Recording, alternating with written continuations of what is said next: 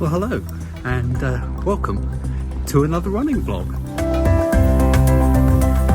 Look, I'm wearing my silly hat again, but it is quite cold and I've come out quite late in the day again. So yeah, gonna try and do a bit of a warm up now. And it's 2020, in case you hadn't noticed, and I'm pleased to report that I have managed to do 5k on every run so far this year. I did my best not to on the last run, so I got to 4.25k, and I just happened to be looking at my watch because I was heading towards a big slope. I thought, do I want to run up the slope or do I want to turn back for a bit? And I thought, I know I'm getting on quite well.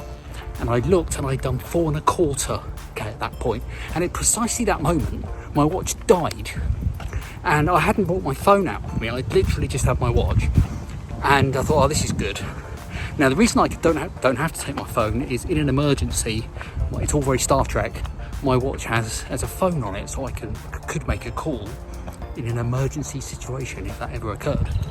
But I think the problem is just having my watch is quite a drain on the battery, because it's not only connected to the mobile phone network, it's also connected to my AirPods here. It's tracking my run in GPS. It's tracking my heart rate. And I'm also streaming music over the intertubes, so it's doing a lot, and I wasn't fully charged before I went out, so it just went there. So I thought, well, what am I going to do now? I thought, well, I'll carry on for a little bit, but I won't really know how far I've got. And while I was thinking about this, my watch decided to reboot itself. So when it came back up, it disconnected my headphones, but my run was paused, so I could just resume my run and finish. So I did do 5k. I did have a slight, cross over here. I did have a slight pause where I was waiting for my watch to reboot itself, but I still did 5k. So I'm going to let myself off that one.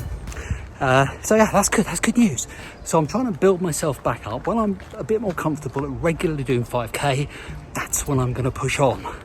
And I've already had some good suggestions about that.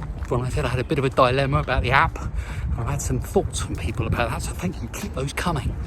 Right, I'm going to go on with the run now. And yeah, as usual, I don't know when this is going to go out. I don't know if I'll do a chat afterwards. But yeah, this is all good stuff. It's all building for me progressing on in 2020. We're back up in the forest. I haven't been up here since I was training for the 10k, so it's been quite a while, quite a few months since I've been up here last. A nice place to run, a bit different, but it's been so muddy lately that I'm going to stick on this road here rather than actually disappearing off into the forest as I might have done otherwise. Going to try and do 5k again today. I've got a little plan for the first half of this year. I'll tell you all about it after the run. Oh, there we are. So I did 5.25 kilometers today and 34 minutes, so you know, just going slowly and steadily. And as you know, if you've seen a regular viewer of these vlogs, I'm trying to get back up to 10k. I did the 10k back in October, the Supersonic 10k as part of the Bournemouth Marathon weekend. I was really chuffed about that, but that was the only time I've ever gone 10k, and prior to that the furthest I'd ever gone was 8k, and even then my runs over 5k were fairly few and far between. So what I want to do for this first part of 2020 is to build up to try and get to those longer distances more regularly. So that's sort of the plan. And what I'm going to do is stick to the 2 runs a week at the moment, and the midweek run I'm going to stick to 5k, I think. But at the weekend I'm going to start to try to build up slowly. So my thinking, quite how I'm going to do that, I don't know. So I've been doing 5k midweek and weekends, just on 5.25 today, and we're still in January. So what I might try and do then is look to carry on doing around that 5.25, 5.5, something like that, and then look maybe 6k in February, and then carry on building 7k in March, and so on. So by the middle of the year I should be regularly running 10k at the weekends. That's my hope anyway. I'm sort of very conscious of the fact that I don't want to pick up any injuries. I think around 5k, you know, do a bit of stretching and you don't go full out. That's the other bit of advice that I really took on board when I was training, was the don't, you know, go hell for leather. just sort of, you know, low intensity, I think was the words that have been used. So that's very much what I'm doing, low intensity.